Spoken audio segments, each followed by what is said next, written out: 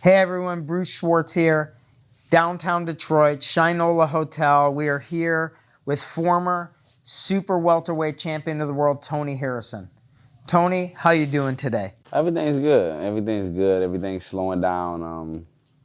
You get a chance to reflect on a little bit of everything, and everything's cool, man. Another day above water, I'll be able to handle the rest. Yeah, it's been about a month since you represented our city here in Detroit and defended your championship against Charlo, and it's really your first interview since then. For me, I'd rather have it here in Detroit with somebody from Detroit who understands me, who understands us, and I think this is going to be like where I get the opportunity to show the world where my mind state was and where I was when it was fight time, before fight time, after fight time, and where I'm at now. Well, we appreciate that opportunity, and as we reflect back, it was a long time coming because there was a year gap, almost to the day, when you won the title, and maybe we can reflect back to like what happened in that time, because taking a year off of boxing must not be easy. No, it was tough. It was tough. To take a year off, not doing anything, like not having a fight in between, and then going back to the sport of boxing, where you fight the guy that they say is the toughest guy in the sport of boxing. It was like real game speed, and I hadn't been in game speed for a year. The fight was supposed to happen a lot earlier than that, but maybe you can reflect back on the injury that you had in between. Mm-hmm. The fight was supposed to happen sometime in June. Me going how hard I go, I had rolled my ankle, and I thought it was just like a regular ankle sprain. So I told my brother, we're gonna let it rest for 3 days, and we'd get back to work. We'd get back to work, get ready for the fight, because this was maybe 3 weeks before the fight was supposed to happen. My ankle still wasn't healthy. I went to a foot doctor or ankle doctor or ankle surgeon or whatever you want to call it, and they told me it was tore on both sides, and they told me it was no way I was going to be able to fight, because I told the doctor, like, look, give me the best option to fight, because I wanted to get in there as quick as possible and prove to him and prove to the world, like, look, I'm the real deal. This is guys from Detroit. It's no faking them. It's no faking injuries. It's no none of that. But being around the good people that I have, my brother, my father, they said, look, if your ankle isn't 100%, don't take the fight. Because if you lose, all the world is going to say is you didn't deserve it in the first place. You know what I mean? So they were going to backlash me if I would have lost, knowing to myself my ankle wasn't 100% to be 100% to win the fight. So I told myself, look, take your time off. Yeah. I was still going to be the champion. Take your time off, and when it presents itself again, you'll be ready. As you said, there was definitely some controversy on what happened in fight number one. Mm-hmm. Though you did win it on all 3 judges' cards, the crowd, the world may have thought something different. So coming out of that fight, I mean, I'm sure you felt great and you ignored all that noise, mm-hmm. but that was noise that you had to hear for a whole year. A whole year. And then going into, having rolled your ankle, then there was even more noise, like he's just, trying to get out of the fight. He's not ready for it. But, how does that affect your mindset? Because, this is a mindset thing, You're the guy in the spotlight. You're the guy that's going to take the win, the good with the bad.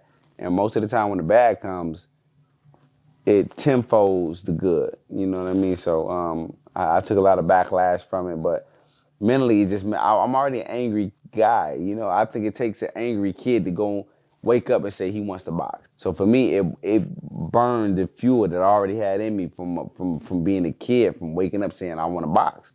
I wanted to fight. I wanted to blow the real bag, which was the prize fighting money. I wanted to blow the bag just to fight, period, because, if you knew me, if you knew who I was and what I stood for, damn well I'm not putting out a no fight. Maybe you can talk a little bit about, once your ankle healed, what did you do to prepare so that you can be in the best condition to get in the ring? We had the biggest and best sparring partners, the biggest and baddest guys that you see on TV fighting, Nate Gallimore coming down, which Nate Gallimore is known as one of the most ruthless and fierce guys in the division. The camp was filled with love and hate because, to get me ready for a guy that want to punish me, those guys are paid to punish me.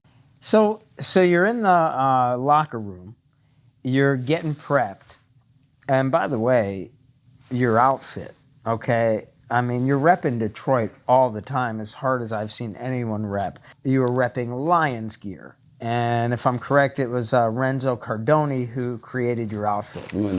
Some of the best outfits I've ever had. No doubt. And it's funny because, like, you're repping Lions, and then Charles repping Lion. And maybe you can talk about that because, I was talking to someone, and they're like, why are they both repping Lion? We are the Lions. We are the Detroit Lions. Why not come out with Detroit Lions? He's Lions only. Let's see, who's the biggest lion of them all. You know what I mean? Yeah, and head to toe, you were clear. I mean, so everything is just about strategy for me. It's about thinking bigger than the next guy's thinking and outthinking that man. I just was trying to outthink him. You know what I mean? So it was just marketing. And I got to tell you, after watching the fight many times, you could see the confidence in, how you felt, not only as you were prepping in the locker room, but as you were walking through the tunnel. I happened to be there in the tunnel as you were walking out, and you could just feel that you had the confidence to go in there and, just maintain and continue to be the super welterweight champion of the world. Yeah, you know what, Bruce? I think we've been on the bottom for so long that I watched how Floyd came out. I watched what Floyd did. I watched the power that Floyd had. You really could feel the vibe as you came through the tunnel, and it was different than the first fight because, it seemed like you had a lot more people repping you in the crowd than fight number one. When you came out of that tunnel, it was obvious that the crowd was embracing you. Could you feel that? I felt it all the way up until the fight, to be honest. I think Detroit was proud that we had somebody that finally not only could fight, but talk that talk for the city of Detroit. Like, Detroit guys are known to talk. Like, have to give a gab. Like, you have to be able to talk that talk and not only walk that walk, but show that at any given time, we can break this thing loose until Detroit Brawl. I felt everybody from the comments, from the love to the posts to the DMs, everybody was so repped up for this Detroit fight. Like, I was repped up. Everybody was repped up. We had to pull it off. I mean, it was almost like you were at Joe Louis Arena. Man, it was amazing. It was amazing, B. So let's talk about the fight. So the fight opened up. You could see it in both your guys' eyes, like as you were getting ready. And it opened up, and it looked like round one, you guys were just feeling each other out. And then came round two. And then you could feel that, things were warming up. And you were both getting some punches in. But then you hit him with a combo, okay? And you hit him with a nice combo, but then he knocked you on the chin, and you went down. Yes, you popped back up, but what did that do to you in your mind that you went down? How did you feel about that? From the beginning of the fight, my whole mind state was, let's see if we can continue what we left off at. We were boxing pretty good in fight one. First round, I'm boxing good. I win that round because he's loading up. He wants to land one big shot. I throw a combination. He throws in between. He hits me. I'm sort of off balance. Nothing hurt me. Nothing stunned me. Nothing hurt me. Nothing. I'm pretty much off balance. Boom. He gets hit. I gets up. I do this. Okay. Because in my mind, I knew what was going on. I'm like, okay. You're in a fight. I'm in a fight. Yeah. I'm in a fight. My whole body's telling me, okay. All right. That must have changed your mindset because when you go down, then it's like, all right, it's time to get back up. Exactly. You got hit on the chin, but now you're in a brawl. It's time to put the big boy shoes on and go. And then you finish the round. I mean, that it didn't seem like you were really stunned. You popped right back up, and then you went on. Moving more into the fight, it looked like you started really getting in your groove, and as far as your mindset goes, you put your chess hat on, and you started to fight your fight. At the same time, he was, being the brawler that he is, is, coming fast and hard, but your strategy was play chess and, hit him in the body. And, I think on the card, and I don't remember exactly, it looked like you took round 4, 5, and 6, right off the bat. You guys were neck and neck with your punches landed, but the punches that you were landing seemed to be pretty sharp. Yeah, they meant something. So it seemed as though round 4, 5, and 6, you really got in your groove. You were focused. You were playing the chess match. You guys were staying in the middle of the ring, and he was aggressively coming at you as a brawler. But you were stepping into a more strategic position. The middle of the fight, I mean, how'd you feel like you were doing? I felt like I was doing good after the knockdown. After that round, I went back to the corner and I said, excuse my language, why the fuck are we moving so much on this guy? So our whole game plan was to outbox. We knew we could outbox him. We knew that. That's 100%. We knew. We haven't seen a Charlo fight going back because they're mostly the guy that's coming forward and pressing you and running up on you. Round 3 come, boom. He comes out aggressively, semi-aggressive as before, but he sees in my demeanor that I'm not going back no more. So you got in the middle of the ring, and yes, he was coming aggressive, but at the same time, you had your boxing hat on, and you had your chess match going, and you were clearly leading this fight. So then, as it went on, and leading into round 7, 8, 9, it seems like in round 8, it took a little turn where maybe I don't know if it was fatigue, having a year off, or something slowed you down where at the same time he started ramping up. Did you feel that? Because I think some of the people in the crowd felt that. I think for me, as the fight went on, they didn't expect that Tony Harrison that night. They didn't expect the guy to physically push that the dominant who the people thought was the dominant got back. And I think Derek James, who's Charlo's trainer, in between rounds, going up to the, getting into those deeper rounds, was saying, look, you have to ramp your stuff up. My corner is telling me, keep doing what you're doing. His corner is telling him, ramp up. So now the rounds are going on. Now you see him throwing more punches, and you see me doing the same.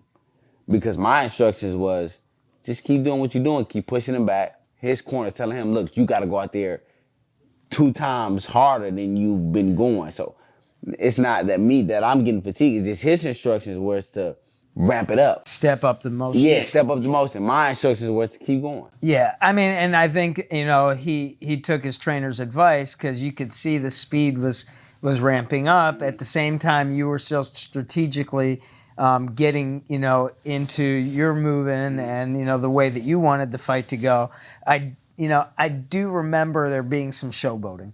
I mean, look, I understand it's a boxing thing, but tell me about the showboating. What makes you want to start showboating in the middle of the fight when, even if you watch the fight again, the commentators are like, Charlo had 3 chances to get on you during showboating.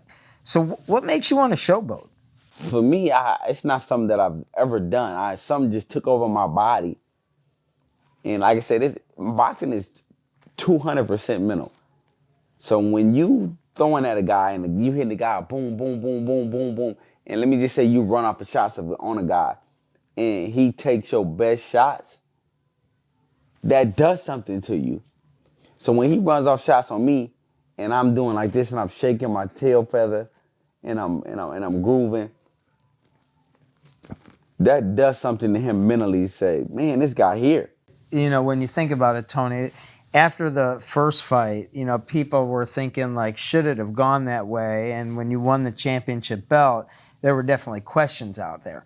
But then when they saw you got in the ring with another tough fighter and you battled and they understood you're a boxer, okay, he's a brawler, that's when I think you got the respect, okay? And the crowd sort of turned in your favor. Like, even though you got your mind in the game, do you hear that? I hear it. I hear it. It's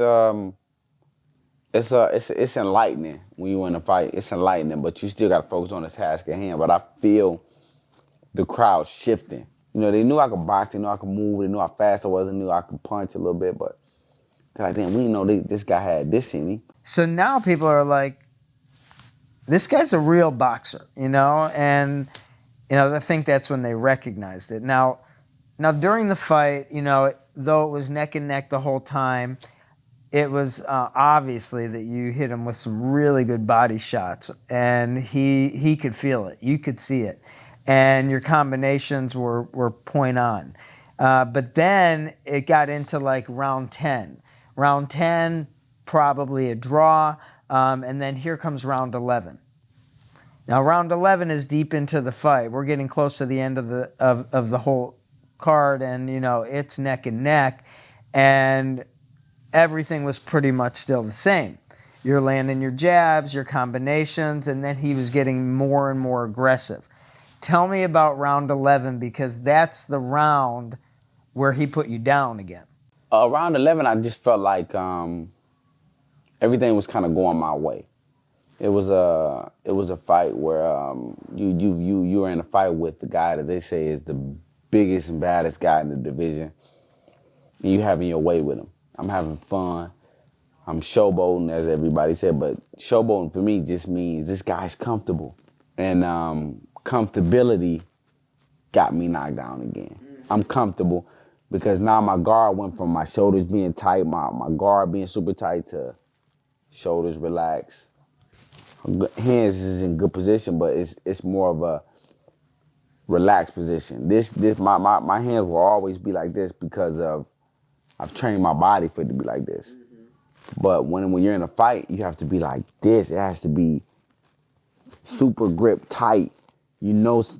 Brace yourself because the tornado was coming. Right. You And it came, because that's when things kind of turned, and he had you on the ropes, and he hit you with a combination, and then he put you down. And when you went down, though you got up again, it looked like you were a little frazzled in your eyes, and even the judge was looking at you good. And Charlo jumped on the ropes like he won the fight, but then it was back at it. How were you feeling in your head right there? like I said, the speed was moving so fast. I didn't even know how and why I had got knocked down the first time.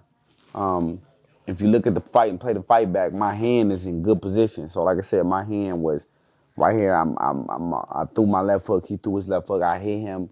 He hit me. He had just a little more twerk on his hook because he was stepping forward, and I was probably straight up and down with my hook.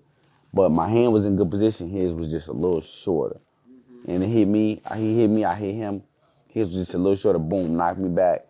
That was the punch that started everything. I was a little dazed from that shot because I didn't see the shot coming. And not only did I didn't see the shot coming, but my hand was just maybe a little too far back to catch that shot.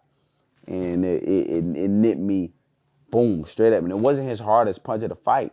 And that's the thing about boxing, is the punch you don't see that hurts you, rather the punch that you trying to hurt somebody with hurt them. So it was just a punch that I didn't see. I didn't see it coming. Boom, knocked me down. Yeah, you get hit with a nice punch and catches you off balance, you go down. Now he jumps on the rope like he won the fight. Judge comes in, he makes sure you're good, and then you go at it again. But then he came aggressive at you, and again back to the ropes. That based on what I've seen with both of you, you like to fight in the middle of the ring, like a chess match. But now you're on the ropes, and you already been down, and then he comes with a flurry, and that's when the judge steps in and stops the fight. How did you feel about that at the time? Did you think it was a fair decision and the right time to stop the fight? For me, I think number one, Charlo is a guy that preys on weakness. When you show weakness in yourself, he preys on that and he pounces on that. So he hit me with a good punch, boom. I get up. I'm climbing the ropes. My heart's, Tony, get your ass up. Get your ass up. I stand on my feet. I'm still a little dazed though at the moment but it's not from the second knockdown. It's from the first. I'm still knocked down from the first, but I'm clearing up. I'm clearing up. My mind is clearing up at the moment. The ref let us go again. The ref like, you okay? I'm like, yeah, I'm okay. I'm coming back. I told her, this is like my words to the ref. I'm coming back. My whole legs, my arms, my physical, my mental, it's all just it's for me running around in circles. Now I'm dizzy, but it's slowing down. I'm coming back. And for me, after all the deaths in the sport of boxing, you can't argue why the ref stopped the fight. Right. As a fighter and a championship fighter, I'm the champ at the moment. Let me go through my adversity. Let me die on my shield. Let me, I'm a gladiator, Sparkus kind of guy, 300 kind of guy. Let me die on my shield. Don't stop it at that moment. And like I said, for me, when I rewatched the fight, if the ref was going to stop the fight, he should have stopped it after the second knockdown, because the second knockdown was worse than any of them. He hit me with a bunch of good uppercuts and left hooks, right hand, boom, boom. But the third time he stopped it, I'm curled up tight. My tightness is coming back. And you can even see the physical in me holding the ref back, that I was there again. You know what I mean? The ref tried to hug me, but I held him so strongly that I was back. I was damn near back. I told the ref, like, no, not at that moment. I think the crowd felt the same way, because if the ref was going to stop the fight, it's when he tagged you and you went down. Right. To stop the fight on the ropes when you clearly were in defense mode, weren't getting hit by anything in the head or the body for that matter. But I think he felt it was so close to the time that you got knocked down that maybe as a safety shield, like, he just went in and stopped the fight, which, look, championship fight, that's where the ref should, keep a closer eye, be looking in your eyes. And the crowd clearly wanted the fight to go on, but it ended right there. So that must have been a disappointment for you right at that minute. Yeah, I was super disappointed, man. Not only, I'm a guy that understands that wins and losses come with sports, period. Not just boxing, but wins and losses come with sports. But to lose that fight at that moment, it was probably one of the hardest losses for me. Not because I lost, but because I lost to who I lost to. But to lose to a guy who you dislike so much, and who disliked me so much, you just want to win. I don't care if it was rock, paper, scissors, spit, marbles. I wanted to win. You know what I mean? And it was just to him. And then no money could value me beating that guy that night. But in the same token, I risked losing to earn the respect, and I did that night. No doubt you did. And, I guess the people want to know, will there be a rematch? I think it's all on him. I think even after the fight, the vibes I got from him and his team, they were happy to get out of that fight. They were happy to, they were like, whew, man, you know what I mean, man? Good fight. They gave me the respect I deserve, but casually they were happy to escape how they escaped at the time they escaped, because Charlo had not been pushed like that since he'd been boxing. He hadn't been in a fight like that since he'd been boxing, and I think it's all on him from here on out, to tell me if we can do it again or if we can do it again. I think this is all qualities possessed from a man, because when I won the title, I said, you know what, I give you the rematch. We're now 1-1. If you're chasing legacy like he says he is, he's chasing legacy. Nobody forgets a fight when people fight 3 times. Nobody forgets Sugar Shane Mosley and Vernon Forrest. Nobody forgets Sugar Ray Leonard and Tommy Hearns. Nobody forgets those fights when fighters are so intriguing. They're so matched up well. Not only the first fight was good, the second fight was better. And I think the third fight will probably be any better. So I think it's all on him to tell me whether we could do it again or not. Like, I gave him the rematch. People want to see that. People want to see that. The boxing community, the boxing world, the sports fans, even just the casual boxing fan, they want to see that rematch. I agree. Because, when it's 1-1, like, Come on, really, don't leave it even. So what do you want to tell Charlo right now? Man, let's go. Let's go. Congratulations on your win number 2. I took a year off and you won. You beat me. You beat me after being off a year. Do that now that I'm back in the world and I'm back consistent with the sport of boxing. Look, as a boxing fan, I hope to see that. But in the meantime, you move forward. So that being said, like what's next for you? Like I said, when I'm not boxing, my mind isn't even on boxing. My heart goes to the city of Detroit. My heart goes to the kids in the community of Detroit. So I have a gym, Superbad Fitness, nonprofit, and I hooked up with my guy Adele, who sponsors 75 kids to come to Superbad Fitness and come be trained by me and in a mentorship by me. And boxing is the smallest aspect we teach these kids. Boxing is a thing that helps you thrive more mentally than physically. Boxing isn't a physical thing. It's a mental thing that says if you can get past this point, you can get past that point. You know what I mean? And It's the chess match. it's the chess match. It is. You know, when it comes down to it, I mean, don't get me wrong. Everybody wants to be the champ. Everyone wants to get the bag. Money is a thing, okay? But it's clear that Tony Harrison, the person, cares more about the community and the kids in it and the people that are surrounding the gym and taking care of that than chasing the money. Yeah, you know what? For me, I've always lived by money comes and go. I value people more than money. You know what I mean? So I put more time in the people than I do to the thing that I could receive from that person. You know what I mean? And just instilling good traits in these young men and women. You teach them how to fish, they'll be able to make the money on their own. Man, that is bigger than any boxing match you could ever be in, bro. Any of them. Yeah, and we appreciate, you know, in Detroit what you do for, you know, the kids, the community, the people, your legacy will live on forever.